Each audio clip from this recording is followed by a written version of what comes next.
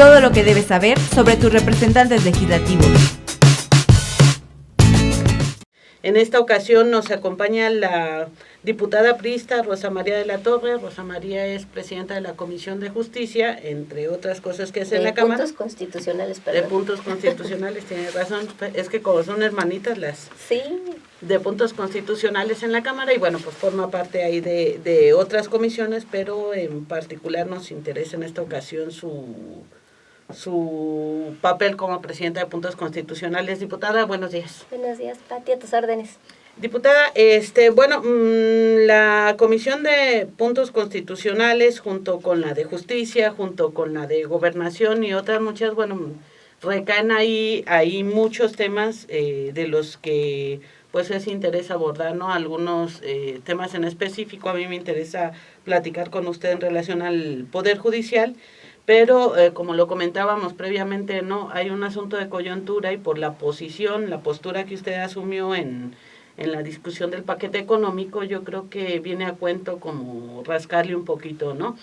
El viernes en el periódico oficial se dan a conocer esto que aprobó el Congreso dentro del tema del reemplacamiento. Producto de la presión social, de la conciencia, de la solidaridad del Ejecutivo. ¿Dónde podríamos encasillar esta medida que se da a conocer el viernes, diputada? Pues estos lineamientos para la operación del reemplacamiento, que fue como se publicaron en el periódico oficial, creo yo que atienden a un reclamo ciudadano. No puedo hablar por el Ejecutivo de si fue una presión ya insostenible para ellos o no, pero lo que sí se veía constantemente, no solo en redes sociales, sino en la calle, en los eventos públicos, era una serie de manifestaciones sociales en contra, no solamente del esquema del reemplacamiento, porque el reemplacamiento en sí mismo no es malo, o sea, cambiar las placas no es malo. El problema es que las placas te cuesten más que en cualquier otro estado de la República. Esa era la molestia.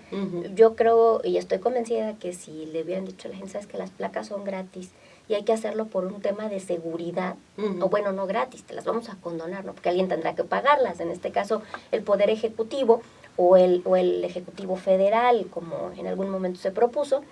Si a la gente le dijeron, oye, ¿sabes que tienes que cumplir con el trámite de reemplacar y no te va a costar? No hubiera habido molestia. O sea, el problema no es cambiar las placas, el problema es lo que iban a costar.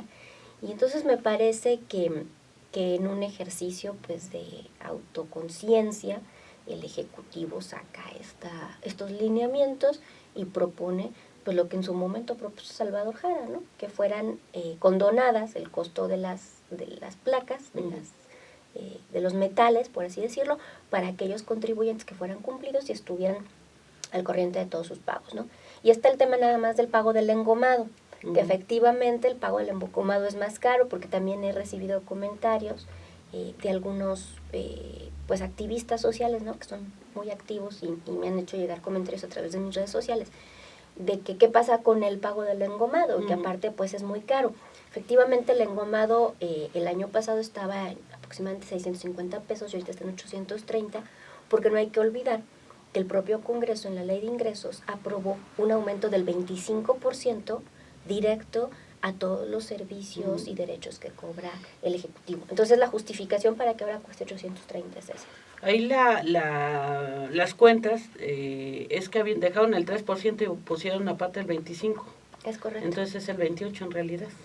No, porque el 25% es directo al precio y el 3% ese sí es un impuesto que es proporcional al costo de cada uno. Pero incrementa, pero en términos reales para la gente no implica pagar un 25% más exacto, sino un 28%. No, es que, a ver, me explico. El 25%, por ejemplo, en el caso de las actas de nacimiento, que costaban 72 pesos, o sea, le aumentas un 25% y luego ya sobre eso es el 3%. No es que sea acumulativo. Precisamente eso fue lo que buscó mi fracción, porque en un inicio el alcance que había propuesto el secretario de Finanzas, el maestro Maldonado, era que fuera un 25%. Entonces sí se convertía en un 28% y pues se generaba un incremento importante a todo lo que eran los derechos y los servicios. Pero aparte corríamos el riesgo de que se quedara ya el impuesto del 28%, ¿me explico? Y que cada año ya nada más se renovara esa base tributaria del 28%. Entonces lo que propuso mi fracción es decir, a ver, no, que sea un aumento de 25% al precio, pero con el entendido de que pues es por ser el inicio de esta gestión y que no cada año vamos a estar subiendo 25 el costo de los servicios que prestas, ¿no? Bueno, tanta generosidad a una nueva administración, a la gente no le sienta muy bien. Diputada, precisamente el tema de los impuestos, todo el asunto tributario, pues nunca es popular, ¿no? Evidentemente, y nunca es popular cuando viene aparejado, además del propio cobro de placas, con el aumento de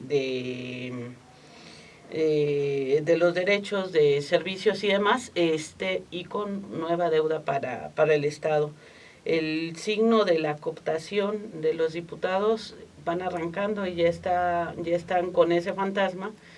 Yo creo mucha percepción es que pues hubo dinero de por medio, ¿no? Digamos, en el caso de quienes votaron en contra pudieran quedar a salvo de ese señalamiento, pero diputado es diputado en general, ¿no? ¿Cómo ve este asunto, no? A mí me sirvió mucho mi experiencia en la Universidad Michoacana, porque la Universidad Michoacana es como un microcosmos que refleja en menores proporciones lo que sucede en el Estado y en el país. En la Universidad Michoacana se está viviendo una situación muy parecida que se puede asimilar a la del Estado. Se la están comiendo su déficit. ¿Cuál es el problema en la Universidad Michoacana? Tiene 3 razones que son muy parecidas a las mismas razones del conflicto financiero que tiene el gobierno del Estado. ¿Sí? Una parte es plantilla irregular. Con plantilla irregular se entiende aquellas personas que entran por presión política, las famosas minutas, los acuerdos, en el caso de la universidad, la presión de uno de los sindicatos, ¿no? Las famosas tarjetas. Acá tenemos a la CENTE, tenemos a los normalistas, etcétera. ¿Y por qué es plantilla irregular? Porque es contratada sin tener el sustento financiero a nivel federal. Segundo, en el caso de la Universidad Michoacana, son casas de estudiante, que no es que sean un problema en sí mismo, sino que no hay un recurso federal asignado. Pero el problema más grave es jubilaciones y pensiones. Y en el Estado también. Uno de los grandes problemas financieros del Estado es que no hay fondo de jubilaciones y pensiones. Pensiones civiles del Estado ha sido desfalcado pues por administraciones perredistas previas, y eso lo sabemos. Uno de los grandes problemas de Cárdenas Batel y del propio Godoy fue ese. Entonces, ¿qué vamos a hacer? Está bien, puedes regularizar y se tiene que hacer, por supuesto. De hecho, uno de los transitorios de la ley de ingresos, pues tú estuviste ahí en las discusiones, uno de los transitorios es que se exige a la Secretaría de Educación que se haga una auditoría y que se presenten las listas de todos los profesores regulares e irregulares con plaza federal o estatal. Esto en coordinación también con la Secretaría de Educación Federal. Y entonces ahí se va a poder hacer una reestructuración en ese sentido. Pero muchas veces, y te lo puedo asegurar, esta reestructuración no va a ser suficiente. El déficit va más allá de toda esta burocracia irregular. El déficit radica en un tema de salud, el déficit radica en un tema de jubilaciones y pensiones. Entonces tú no puedes decirle a los jubilados, no te voy a pagar. Tú no puedes decir a los hospitales, pues ya no te compro medicinas porque no tengo. Bueno, volvemos a lo nomás no se las compran, ¿no? Sí, pero no puedes empezar a reducir estos programas sociales, que son jubilaciones y pensiones, los programas de apoyo a través de CEPSOL, etcétera. ¿Por qué? Porque entonces lo que haces es colapsar el Estado. Pues con el tema del reemplacamiento, yo se lo decía al secretario de Finanzas, a ver, si hay un padrón de 1.500.000 vehículos y de esos 500.000 son irregulares, ¿por qué mejor no te enfocas a regularizar a los que están irregulares? Algo que se está haciendo, por ejemplo, en el Distrito Federal, en convenio con la Secretaría de Seguridad Pública. Entonces, para evitar estas corrupciones o corruptelas de, pues, me agarraste con placas anteriores y te doy una lana, ponerle una cuota a cada uno de los policías de tránsito y decir, a ver, tú me tienes que traer al mes 5 placas viejas. O sea, no me vas a dar la mordida tú afuera, sino tienes que cumplir con esta cuota para ir buscando regularizar a todas estas personas pues que están funcionando así. Y hacíamos un estudio, si se regularizara el 40%, un poquito más de 200.000 de estos vehículos irregulares, con multas, recargos, las nuevas placas, se obtenía casi lo mismo de lo que se buscaba obtener por el reemplacamiento, ¿no? Sí. Entonces, hay esquemas, y nada más es cosa de sentarse a pensar y de ser creativo, para ampliar la base tributaria, y eso también te da un poco de mayor respiro financiero. Que en el caso del 2% sobre la nómina, si la crecen, eso va para la bursa, ¿no? Para la deuda bursatilizada que se tiene. Así es. Que ese es otro esquema que se tiene que replantear. Hablando de reestructuraciones de deudas, y se lo hemos dicho al secretario de Finanzas, urge que nos sentemos a platicar. Esa deuda sí necesita ser reestructurada. ¿Por qué? Porque no puedes tener una deuda en UDIs. Muchos de tus radioescuchas y de tus televidentes se van a dar cuenta, muchos tuvimos créditos en UDIs. Yo misma tuve un crédito educativo en UDIs y acabé pagando 4 veces lo que contrataste, ¿no? O sea, los UDIs son perjudiciales y todavía tenemos un crédito en UDIs. Y entraron ahora al tema del FAM, ¿no? Que también es bursatilizado. Sí, pero ya con esquemas mucho más, menos volátiles, le llaman los especialistas financieros, como pueden ser los bonos de gobierno, ¿no? Que no tienen variaciones ni a la alza tan fuertes ni a la baja tan fuertes tampoco. Pero el tema de las UDIs sí es un tema tremendamente volátil, porque la base con la que la calcula el Banco de México cada día 25 de mes, que es cuando todos los que teníamos créditos en UDIs estábamos con el Jesús en la boca de ver a cómo iba a estar la UDI ahora, pues es una base muy volátil de cálculo. Y entonces urge, por ejemplo, esa deuda sí reestructurarla. ¿Por qué? Porque nos está generando costos por manejo, por servicio de la deuda, le llaman los financieros, ¿no? Es decir, todos los intereses que pagas y todo, muy, muy altos para el Estado. Diputada, tienen que reformar la ley el decreto de la ley de ingresos, ¿van a tener menos ingresos? No, técnicamente no, porque como te decía, en el caso de la deuda, en cuanto entre en vigor la ley federal, va a quedar automáticamente aprobado. En el caso del reemplacamiento. En el caso del reemplacamiento, no, porque lo que hace la ley de ingresos es decir, tú puedes cobrar esto. Ya si el Ejecutivo decide en unos lineamientos decir, esto no lo cobro porque no lo necesito, porque no lo quiero, porque ya lo pensé bien, no hay ningún problema. Pero ya el esquema del presupuesto. Ahí es donde ellos van a tener que hacer reajustes al tema presupuestal. Y claro que pueden hacer reajustes a la baja, ¿no? O sea, pueden decir, bueno, donde dijimos que íbamos a gastar 7 pesos, ahora vamos a gastar 5. Pero no lo pueden hacer a la alta, ni pueden hacer transferencias de decir, de aquí me voy a gastar acá, ¿no? Entonces, claro que pueden ellos, de manera libre, el Poder Ejecutivo, hacer reajustes a la baja, ¿no? Y hacer recortes, y eso no tenemos que aprobarlo nosotros. Diputada, el tema dando vuelta a la página, otro tema, que acaba de solicitar la Comisión de Puntos Constitucionales a traer el tema de los matrimonios igualitarios, y bueno, nos comentaba la diputada Nayeli, presidenta de la Comisión de Derechos Humanos, de esto que usted había planteado, de también los concubinatos. Entonces planteamos concubinatos igualitarios, matrimonios igualitarios, y bueno, pues a ver ahí los fundamentos, ¿no? ¿Por qué se incluye también el concubinato? No, yo no lo estoy planteando, lo está planteando la Suprema Corte de la Justicia de la Nación. Yo pedí como diputada en lo individual. ¿Lo de concubinatos no viene o sí viene en el planteamiento de la Suprema Corte? Viene en el planteamiento de la Suprema Corte, y si me permites ahorita te explico cómo está. Yo lo que le pedí a la diputada Nayeli y también al diputado Juan Bernardo Corona, que él sí es el presidente de la Comisión de Justicia, es que en uso de mis atribuciones como diputada en lo individual me permitieran participar en las discusiones. La ley orgánica establece que cualquier diputado puede participar con voz, pero sin voto en las discusiones de las comisiones de dictamen. Y les preparé un informe técnico que hace una correlación entre la resolución de la Corte del año de junio de 2015, la Constitución Federal, la Constitución Estatal y el Código Familiar del Estado de Michoacán, así párrafo por párrafo, para poner de manifiesto la evidente inconstitucionalidad de nuestro Código Familiar, ¿no? Y también pedí al presidente de la mesa, ahí sí como presidente de la comisión, porque fue acuerdo unánime de la comisión, la ampliación del turno, es decir, que nos permitan también a nosotros conocer, analizar y proceder como corresponda esta recomendación que nos envía la Comisión Nacional de Derechos Humanos. Estoy en espera de que la Junta de Coordinación Política dictamine la ampliación del turno. Van a ser 4 comisiones ya, ¿no? No, somos 3, es Derechos Humanos, Justicia hasta ahorita, y sería puntos constitucionales. Aquí esto es muy importante porque nosotros podemos plantear en Comisiones Unidas, podríamos plantear varias cosas. La primera pues sería emitir una opinión Y la segunda, incluso trabajar en conjunto, que es lo que a mí me interesaría, una propuesta de reforma al Código Familiar en el estado de Michoacán. Yo lo que planteaba en el análisis que hacía de la resolución de la Corte, es que la Corte deja muy clara en esta resolución varios temas. El primero, que no se puede limitar el ejercicio de los derechos a ninguna persona por tema de su preferencia sexual. Y esto aplica al derecho a contraer matrimonio. Que los matrimonios o las figuras jurídicas que limitan el matrimonio a la unión entre hombre y mujer con fines de procreación son inconstitucionales. Primero, porque la procreación no es el único fin de una figura como el matrimonio. Eso lo dice la Corte, no lo digo yo. ¿Y por qué no se puede limitar a la unión de hombre y mujer? Porque todos los derechos son para todos los mexicanos y para todas las mexicanas.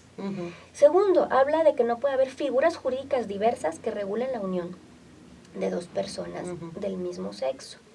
Y ahí es donde ratifica que dos personas con una preferencia sexual diversa tienen plenos derechos para regular sus relaciones interpersonales de la forma que mejor les convenga, no necesariamente el matrimonio. Y aquí es donde se abre la puerta para también el reconocimiento de la figura del concubinato. En materia civil, el concubinato se puede acreditar de dos formas. Cuando se dé la procreación, cuando dos personas comparten un domicilio, se dé la procreación de un hijo, o cuando se acrediten más de 5 años de convivencia. Entonces ahí el planteamiento que hacía la diputada Nayeli de ver que permanezcan las figuras de sociedades de convivencia. Las sociedades de convivencia en Europa nacieron con una figura distinta. Yo, por ejemplo, si vivo con una amiga con quien no me une ninguna relación familiar, ni sentimental, ni sexual, podemos determinar hacer una sociedad de convivencia. Se da mucho en Europa, donde es un país, donde hay países, que hay muchos adultos mayores que deciden vivir juntos por un tema de solidaridad y de ayuda mutua, ¿no? Y no necesariamente hay una relación emocional o sexual o familiar, y por eso se establecen este tipo de asociaciones de convivencia, de ahí viene su nombre, ¿no? Entonces, yo considero, pero este era el tema de que lo discutiéramos en las comisiones, claro. Por eso quiero participar yo en la discusión de las comisiones, que mantenerlas ahorita lo que nos generaría sería como un ruido innecesario de que pudieran confundirse estos temas, ¿no? Yo creo que hay que seguir lo que dice la resolución de la Corte, abrir la figura del matrimonio a que diga solamente dos personas, es la unión de dos o más personas, pues con fines de solidaridad, de apoyo, etcétera, ¿no? No reducirlo a hombre y mujer, ni reducirlo a los fines de la procreación, porque yo recibí hace unos días alguna comunicación de algún activista que me decía por escrito y airadamente que parecía que yo olvidaba el contenido constitucional que habla de la protección integral de la familia. Y pues yo recuerdo, ha habido resoluciones de la Corte también en ese sentido, donde la idea de familia no se circunscribe a lo que nosotros conocemos como familia nuclear, padre, madre y niños, ¿no? Porque hay parejas que no pueden procrear o no quieren procrear y no por eso dejan de ser familias. Hay familias monoparentales. En México, 2 de cada 4 familias, es decir, el 50% de las familias están encabezados por una mujer, ¿no? Hay familias reconstruidas, ¿no? Tus hijos, mis hijos y nuestros hijos. Hay familias homosexuales. Ya desde esa resolución de la Corte, la Suprema Corte hablaba de que la idea de familia en la Constitución mexicana es una idea que ha mutado de cómo se pensó en el constituyente originario y se ha incorporado, ¿no? O sea, hablar de protección integral a la familia no habla necesariamente de padre, madre, niño, niña y los perritos, ¿no? ¿Cuál es la idea del concubinato? Es dar certeza jurídica a una persona que ha comprometido su vida con otra persona y que al final del paso del tiempo también tiene derechos que le asisten de naturaleza patrimonial y de naturaleza de solidaridad con respecto a esa otra persona. Entonces, por eso es que se debe ampliar el espectro y dejar de hablar de hombre y mujer. Y en una idea posterior se delineara bien, no en el marco de esta reforma, porque, repito, sería como generar ruido. Se pensar en incluir las sociedades de convivencia, habría que retomarlas con esta idea europea, ¿no?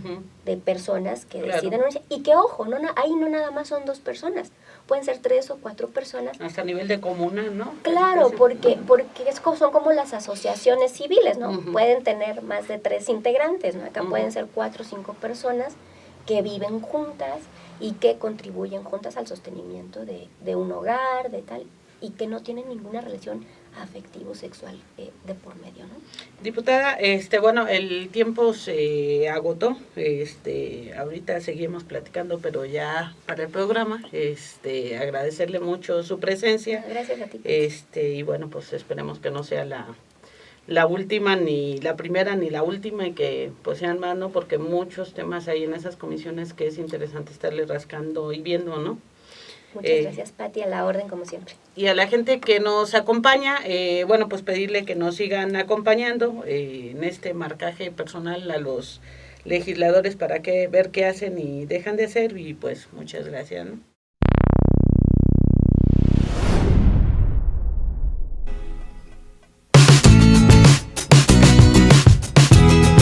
Pleno Cambio. Todo lo que debes saber sobre tus representantes legislativos.